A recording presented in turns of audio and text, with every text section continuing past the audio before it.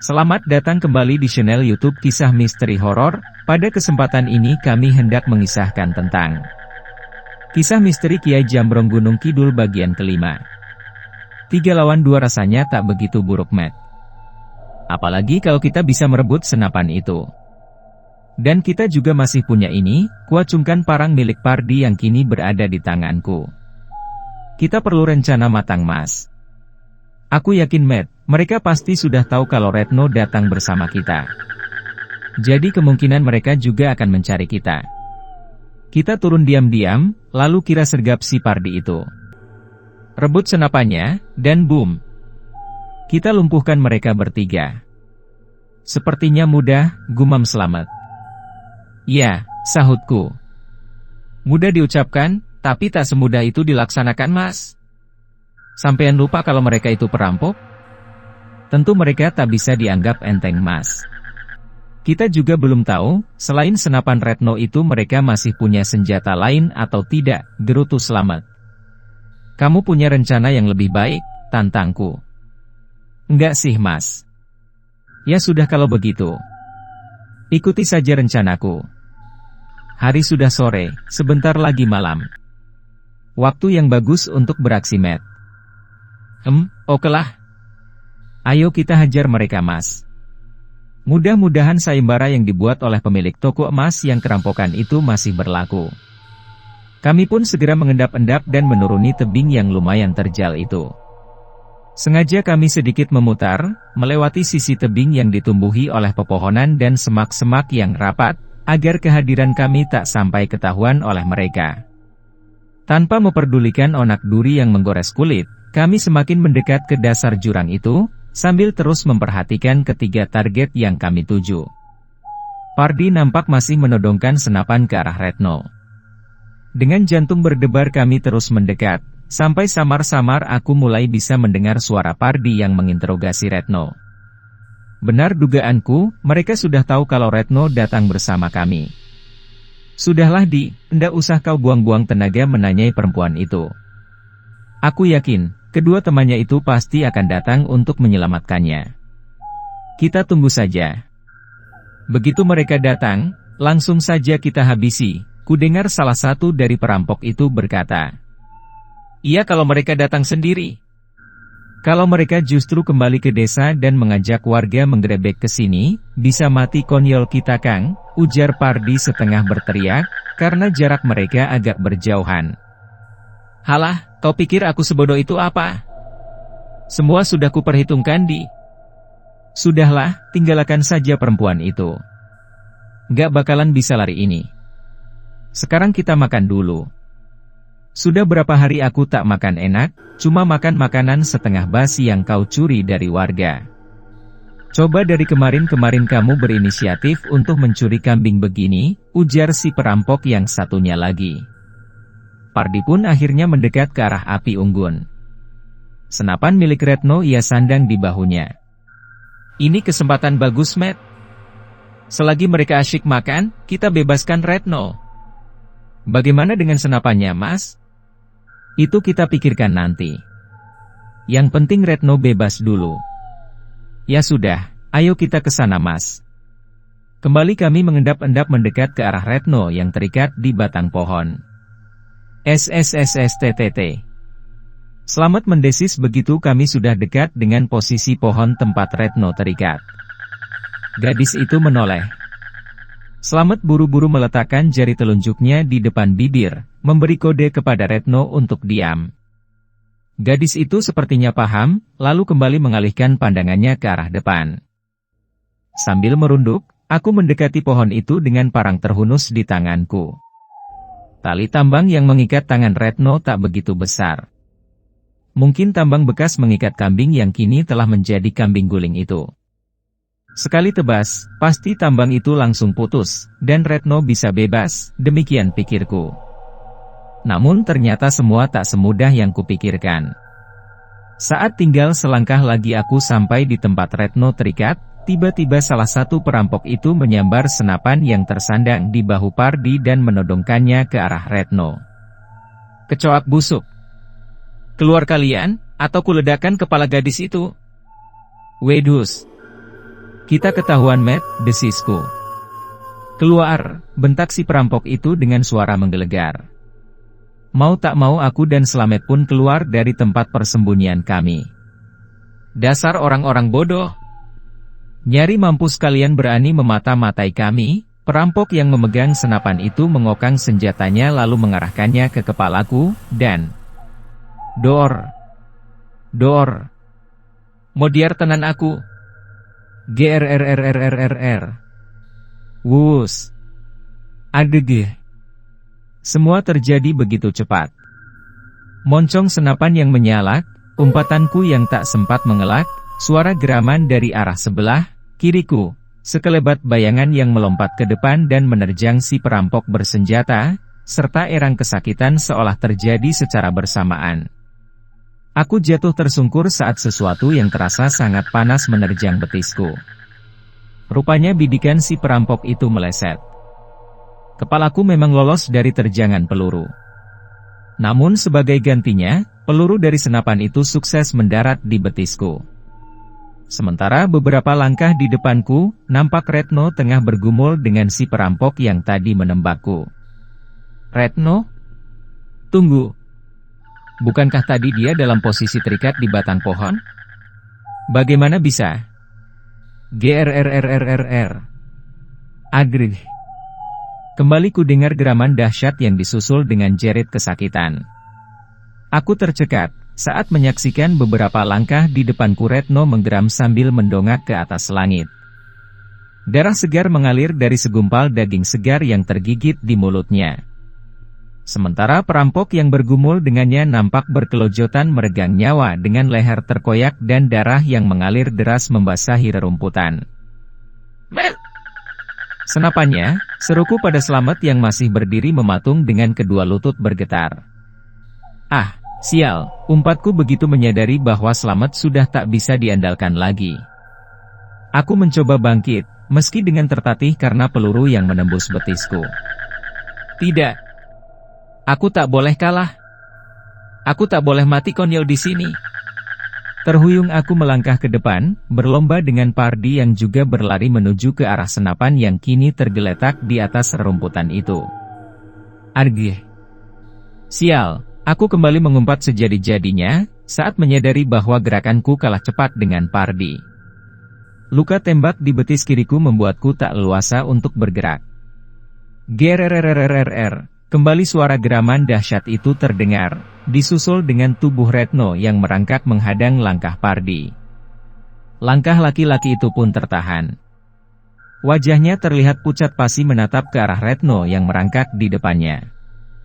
Ini kesempatan bagus untukku. Dengan masih tertatih aku beringsut dan meraih senapan itu. Lari, teriak perampok yang satunya lagi, sambil berlari menerobos semak-semak yang lumayan rapat. Tanpa menunggu diperintah untuk kedua kalinya, Pardi pun menyusul si perampok itu. Retno yang sudah kehilangan kendali, sepertinya tak mau membiarkan kedua perampok itu lolos begitu saja. Sambil meraung keras ia melompat dan mengejar mereka. Bukan berlari seperti layaknya manusia, tapi merangkak dengan kedua tangan dan kakinya, mirip seekor harimau yang mengejar mangsanya.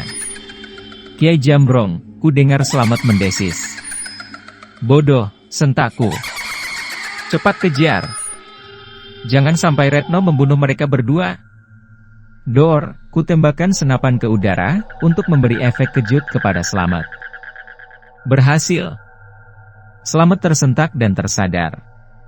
Pemuda itu segera menyambar parangku yang terjatuh, lalu berlari menyusul Retno menerobos semak belukar yang rimbun itu, meninggalkanku yang berjalan tertatih-tatih menyusulnya. Jancuk, kembali aku mengumpat. Rasa nyeri di betisku semakin menjadi-jadi. Tapi aku tak mau menyerah. Jika benar yang merasuki Retno adalah Kiai Jambrong, maka ini adalah kesempatan emas bagiku untuk berinteraksi dengannya. Sambil menahan rasa nyeri di betisku, kusibak semak belukar itu. Dan betapa terkejutnya aku, saat mendapati bahwa di balik rumpun semak itu ternyata ada mulut goa yang gelap menganga. Matt, seruku memanggil Slamet yang sepertinya telah masuk ke dalam goa tersebut. Tak ada jawaban. Aku pun memutuskan untuk memasuki goa yang gelap itu. Senapan masih kuacungkan ke depan dengan posisi siap tembak, sementara sebelah tanganku merogoh ponsel yang ada di saku celanaku. Kunyalakan senter di ponselku. Dan kembali aku dibuat terkejut saat menyaksikan isi dari goa tersebut. Tulang belulang berserakan memenuhi lantai goa tersebut. Jelas itu tulang belulang manusia. Aku semakin yakin bahwa goa ini adalah sarang Kiai Jambrong yang sedang kucari. Dan tumpukan tulang belulang di lantai goa itu menurut dugaanku pastilah mayat-mayat yang selama ini telah dicuri oleh makhluk jadi-jadian itu. Matt, kembali kupanggil Slamet yang sekarang entah berada di mana. Suaraku menggema, menandakan bahwa dasar goa ini lumayan dalam. SSSTTTT. Di sini Mas, ku dengar Slamet menjawab dengan setengah berbisik. Aku lalu mengarahkan sorot senterku ke arah asal suara itu. Nampak Slamet tengah berdiri bersandar di dinding goa dengan kaki gemetaran. Aku segera menghampirinya. Wedus. Tempat macam apa ini, penuh dengan tengkorak manusia? Hati-hati jalannya Mas, jangan sampai sampean menginjak tulang-tulang itu, ujar Slamet mengingatkanku. Mana Retno Matt? Tanyaku begitu aku sampai di tempat Slamet berdiri. Sepertinya di dalam Mas. Kita susul saja, takutnya nanti kenapa-kenapa, jawab Slamet. Kami pun berjalan pelan-pelan, semakin masuk ke dalam goa yang gelap itu. Sorot senter di ponselku sesekali kuarahkan ke kanan dan ke kiri, berjaga-jaga kalau saja perampok itu tiba-tiba muncul dan menyerang kami. Ruang di bagian dalam goa itu ternyata cukup lapang, meski dipenuhi dengan bebatuan karang yang mencuat tajam di bagian lantainya, membuat kami harus lebih hati-hati lagi dalam melangkah.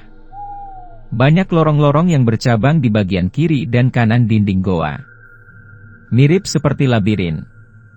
Pantas saja orang-orang bilang kalau sudah masuk ke sarang harimau jadi-jadian ini sangat kecil kemungkinan untuk bisa keluar hidup-hidup. Bikin tanda Matt, biar kita nanti hendak tersesat dan bisa keluar lagi, bisikku pada Slamet yang berjalan di depanku. Tenang saja Mas, sejak tadi aku sudah bikin tanda kok di dinding goa dengan parangku ini, jawab Slamet, juga sambil berbisik.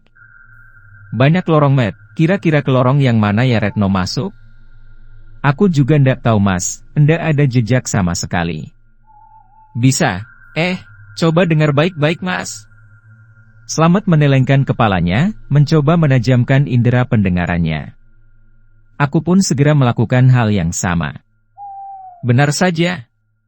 Samar-samar ku dengar suara menggeram yang diiringi suara jerit kesakitan dan teriakan-teriakan bernada kemarahan. Dari arah sana Mas. Slamet menunjuk ke arah lorong yang berada di sisi kiri kami. Kita ke sana Matt, tegasku sambil bergehas melangkah menuju ke lorong itu. Rasa nyeri di betisku yang terasa semakin menggigit tak kuhiraukan lagi. Bagiku, keselamatan Retno lebih penting daripada harus meratapi rasa sakit yang kurasakan. Meski saat ini kondisi Retno sedang dalam kerasukan Kiai Jambrong, namun menghadapi dua orang laki-laki yang merasa nyawanya sudah terancam sedikit banyak membuatku khawatir juga. Semakin dalam kami memasuki lorong itu, maka suara-suara itu juga semakin jelas terdengar. Samar-samar dari arah depan juga kulihat seberkas cahaya yang meliuk-liuk di antara bebatuan goa.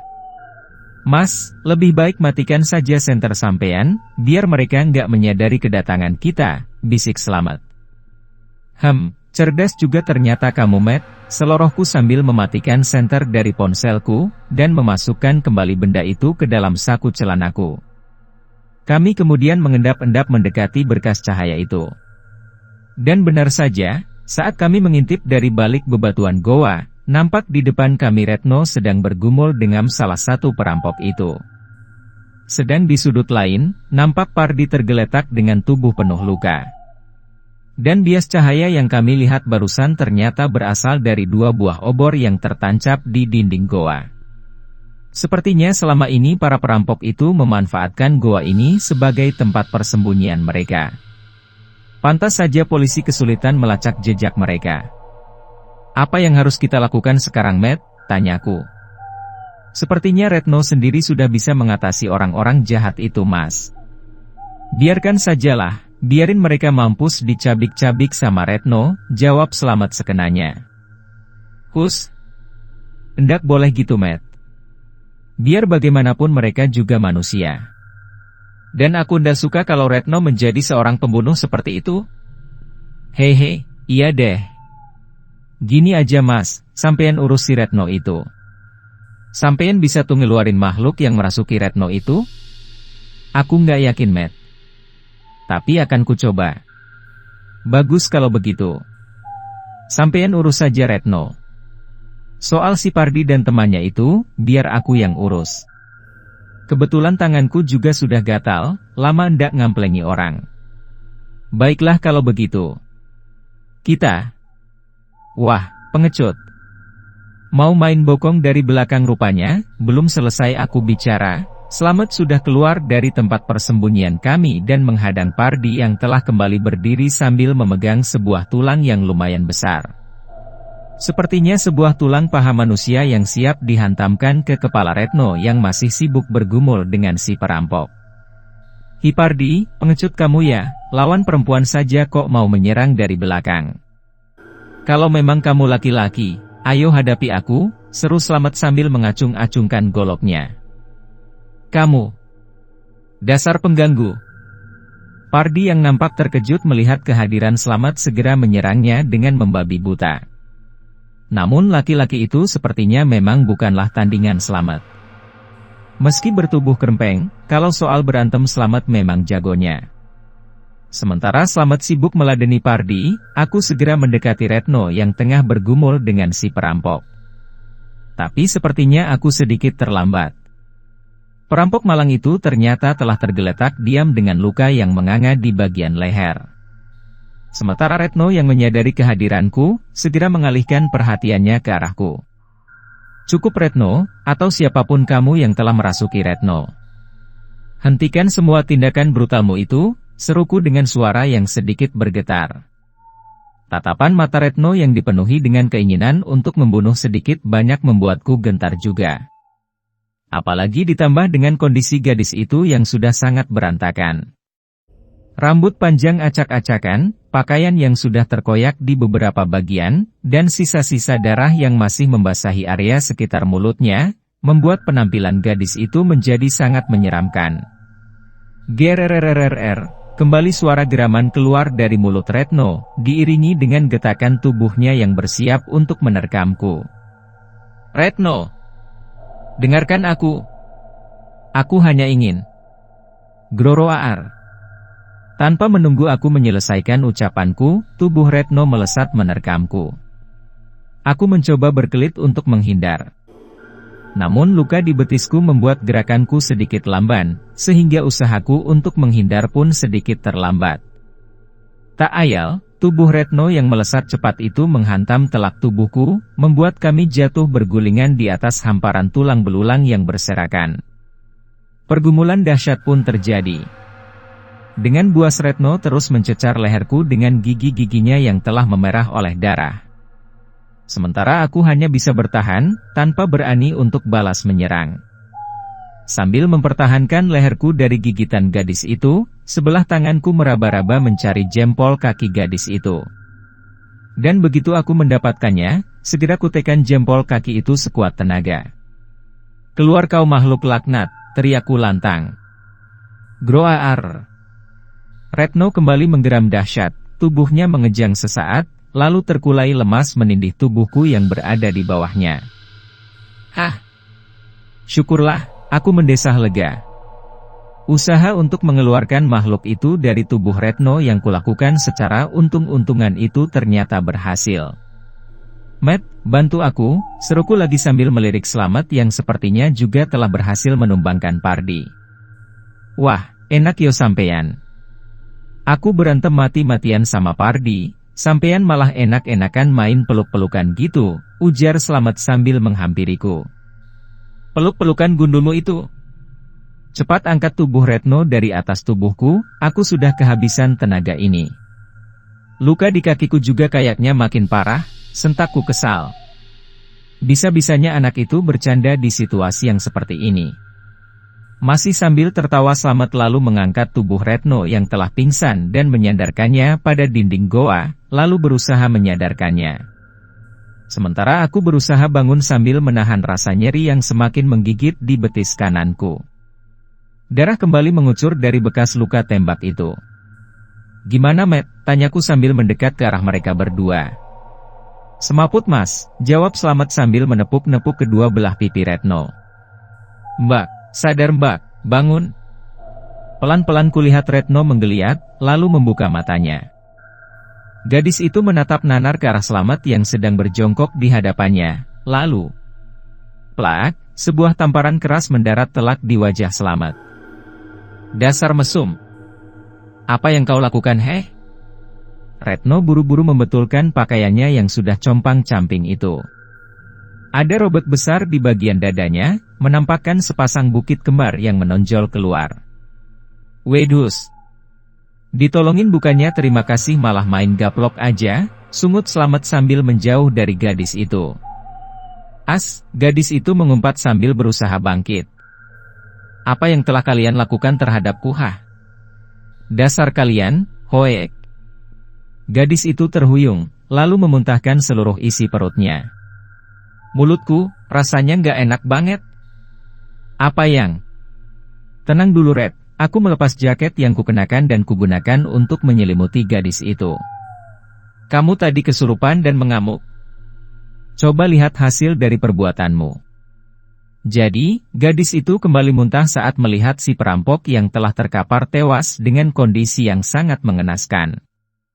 "Ya, kamu sepertinya kesurupan Kia Jambrong tadi.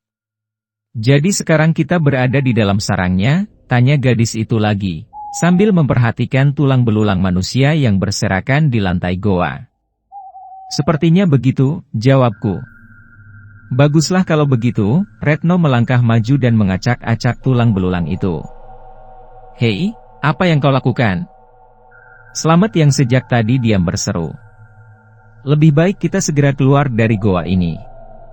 Perasaanku mulai tak enak." "Tidak," tukas Retno tanpa menoleh. "Aku nggak akan keluar dari goa ini sebelum menemukan jasad ayahku." "Dasar keras kepala. Kamu nggak ingat cerita orang-orang, bahwa orang-orang yang berhasil masih kesini nggak bisa keluar hidup-hidup," ujar Slamet kesal. "Persetan dengan cerita orang? Woi, Mbah Jambrong. Atau siapapun kamu, di mana kau sembunyikan jasad ayahku, hah?" teriakan gadis itu menggema ke seluruh penjuru goa. "Walah, gendeng tenan kowe ki mbak. Lah kok malah teriak-teriak nantangin gitu loh." "Itu sama saja." Gererererer. Belum selesai Slamet bicara, sebuah geraman dahsyat terdengar menggetarkan dinding-dinding goa. "Gawat, Mas. Yang punya tempat beneran keluar nih kayaknya," ujar Slamet panik. Aku hanya diam sambil menatap ke ujung lorong yang gelap itu, tempat dari mana asal suara itu muncul. Sementara Retno masih berdiri di tengah-tengah ruangan goa dengan sikap menantang. "Bener-bener edan bocah satu ini," kembali Slamet menggerutu. "Matt, lihat," ujarku sambil menunjuk ke ujung lorong. Dari balik kegelapan muncul sesosok bayangan hitam besar yang mendekat ke arah kami. Sorot cahaya dari obor yang menyala di dinding goa lalu menerangi sosok itu. Seekor harimau loreng sebesar gajah menatap kami dengan kedua matanya yang menyala merah. Para pecinta dan para subscriber YouTube Kisah Misteri Horor, tentu penasaran dengan kelanjutan kisah ini bukan? Silahkan ikuti bagian selanjutnya esok hari di waktu dan jam yang sama, dengan cara klik subscribe dan juga loncengnya, agar Anda selalu mendapatkan notifikasi jika channel YouTube ini mengupload video kisah terbaru.